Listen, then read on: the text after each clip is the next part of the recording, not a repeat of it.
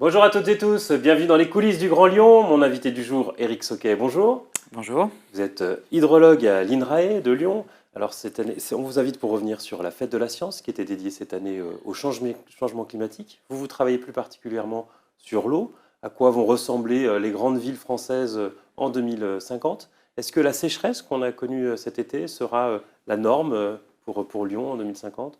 Alors, on va imaginer malheureusement que ça va être la norme, c'est-à-dire que nos modèles climatiques, notamment, prévoient des élévations de température à l'échelle de la France, à l'échelle des régions et également à l'échelle de Lyon. Donc, on sera a priori soumis à des vagues de chaleur beaucoup plus importantes qu'aujourd'hui. Enfin, en tout cas, en 2022, ça peut faire partie des prémices un petit peu de ce à quoi on pourrait être confronté dans le futur, malheureusement. Donc ce qu'on attend, c'est peut-être des fontes des glaciers beaucoup plus tôt, des neiges beaucoup plus tôt, et du coup des sécheresses qui arriveraient plus tôt dans la saison, qui pourraient durer 4 mois, c'est ça? Alors effectivement, il y a beaucoup de choses qui vont intervenir avec le changement climatique. Il y a l'élévation des températures qui vont avoir un effet à peu près direct, en tout cas sur tout ce qui est lié à la neige et à la glace, avec évidemment une fonte plus précoce du manteau neigeux lorsqu'il va être constitué dans les montagnes et de ce fait-là, beaucoup moins disponible, notamment au printemps. Ce qui est actuellement le cas, c'est dans nos fleuves, dans nos rivières, on a un apport assez important d'eau de la fonte au moment où les températures sont plus élevées et ça arrive dans la rivière. Et dans le futur, températures plus élevées, donc fonte plus précoce et donc a priori on aurait un peu moins d'eau pendant la période du printemps. Et puis après, il y a effectivement des températures globalement beaucoup plus élevées et de l'évaporation beaucoup plus importante et donc a priori des sécheresses qui pourraient être également plus importantes. On sait que la majorité écologiste souhaite beaucoup végétaliser la ville. Est-ce qu'ils le font à bon escient, sachant que dans 20-30 ans, quand leurs arbres auront poussé, il y aura peut-être plus assez d'eau pour qu'ils survivent à l'été? Alors c'est une bonne chose hein, de vouloir végétaliser, effectivement, ça a des bénéfiques, c'est bénéfique en termes d'environnement globalement, en termes de sources de rafraîchissement. Après, il faut choisir les bonnes espèces, c'est surtout ça aussi, c'est-à-dire celles qui soient capables de survivre à des événements extrêmes du type sécheresse. Il y a beaucoup d'interrogations en dehors même de la ville de Lyon, hein, quand on parle de forêt. La forêt, ça va être quelque chose de compliqué à gérer parce que justement, il ne bouge pas. L'arbre, il est quelque part, il est installé quelque part, il n'a pas la capacité de se déplacer avec le changement climatique et il doit subir malheureusement les conditions du climat local. Et donc, il y aura potentiellement peut-être des arbres qui vont effectivement souffrir et périr. Voilà. Parmi les effets, dans les ateliers que vous avez présentés à la fête de la science, vous vous intéressez aux frites dans l'assiette, vous vous intéressez au vin dans le verre. Donc pour les enfants autant que pour les parents, on a à s'inquiéter sur ce qu'on pourra avoir à la cantine dans 20 ans. C'est pareil, le changement climatique va impacter tout, c'est-à-dire le mode de production de tous nos aliments. Donc en termes d'agriculture, tout ce qui est On a vu des vigne. pénuries de pommes de terre, notamment cet été, liées à la sécheresse. Et ça, Bah, c'est quelque chose auquel il faut s'attendre. disons que oui, enfin je dis pas oui, il faut pas non plus faire peur à tout le monde, mais en tout cas dans l'état actuel, effectivement il y a certains aliments qui sont, enfin la pomme de terre comme d'autres végétaux, vraiment sensibles au stress hydrique et leur développement peut être impacté par un stress hydrique très très fort et on parle de rendements qui vont être beaucoup moins importants que dans des conditions normales. Donc voilà, donc forcément aller jusqu'à la pénurie peut-être pas, mais en tout cas une production qui est moindre du fait de conditions climatiques exceptionnelles ou anormales par rapport au développement normal du végétal concerné. Mais quand on est dans la région lyonnaise, avec le Rhône, avec la Saône, avec les Dombes, on a l'impression que l'eau est extrêmement abondante. Mm. Est-ce qu'on peut être face à des pénuries à l'avenir?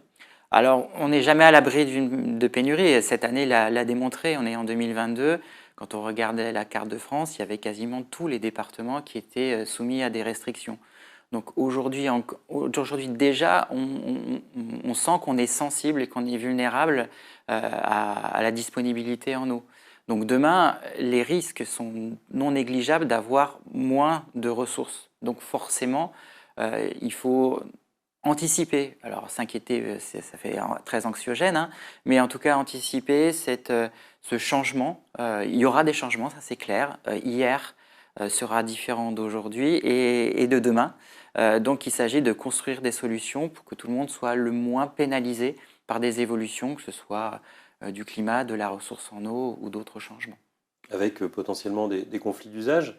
On sait que la métropole de Lyon veut mettre en place une régie publique de l'eau.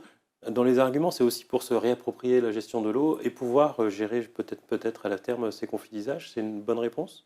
Alors, là, c'est vraiment des éléments politiques. Après, ce qu'il faut aussi avoir en tête, c'est que l'eau est un bien commun.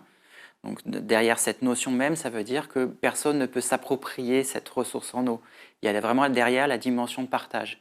Et on va dire que de manière un peu je ne vais pas dire théorique, mais que le fait que ce soit réapproprié par un établissement public, d'une certaine manière, sa gestion de l'eau, c'est un cadre beaucoup plus favorable à des discussions sur le partage de la ressource plutôt qu'avec un interlocuteur privé. Mais ça, je suis peut-être dans la caricature. On sait qu'en l'INRAE, vous travaillez, vous avez dit tout à l'heure sur les pommes de terre, mais aussi beaucoup sur le vin, c'est plutôt vos collègues. Dans une région viticole comme la nôtre, il y a un enjeu crucial là aussi. Ah oui, il y a un enjeu de savoir est-ce qu'on sera capable de produire du vin, le même vin qu'hier dans les décennies futures. Ça, c'est quelque chose qui est important. Ou savoir comment transformer entre le type de vigne que l'on a sur les coteaux. Il y a beaucoup en fait, il faut avoir en tête qu'il y a beaucoup de leviers. Aujourd'hui, on n'est pas avare d'une certaine manière en solution. Il faut simplement réfléchir à collectivement comment construire, comment mettre en place ces différents leviers. Et donc, par exemple, il y a également, quand on parle du vin, je parlais de la vigne en tant que telle, mais il y a tout la transformation également du raisin jusqu'au vin. Et il y a peut-être des choses à faire pour garantir notamment les degrés d'alcool, un certain degré d'alcool, dans le processus. Donc il y a des solutions techniques, il y a des solutions agronomiques, il y a plusieurs vecteurs et possibilités en tout cas.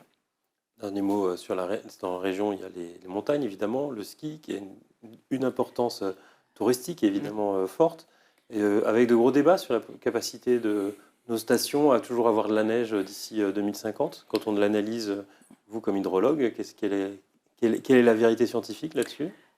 Alors la vérité, c'est que effectivement certains secteurs, certains domaines skiables aujourd'hui ont déjà des difficultés à avoir de la neige tous les ans, celles qui sont en basse altitude. Dans le futur, il est fort probable qu'on ne pourra plus avoir de la neige naturellement sur ces domaines. Donc se pose la question de l'équipement en canon à neige, qui n'est pas forcément une solution à mon avis qui est viable à terme. Mais C'est voilà, une solution de transition? Éventuellement transition, mais au bout d'un moment, se pose la question des touristes et des skieurs de venir skier sur une bande blanche entourée de verdure d'une certaine manière, si on va dans la caricature et si on va sur une installation systématique d'équipement de type canon à neige. Et puis, il faut des températures suffisamment faibles pour pouvoir produire cette neige. Il y a des conditions physiques, thermiques, qui sont liées à la production en tant que telle de neige. Donc il y a pareil, tous ces éléments, ça ne sert peut-être à rien de s'équiper sur ce type de canon à neige, sachant que dans quelques années, il n'y aura peut-être pas les bonnes conditions pour pouvoir produire de la neige. Et donc c'est vraiment se leurrer que de vouloir lutter de cette manière, c'est même pas lutter contre le changement climatique, d'essayer une fausse maladaptation, quelque chose de ce type-là.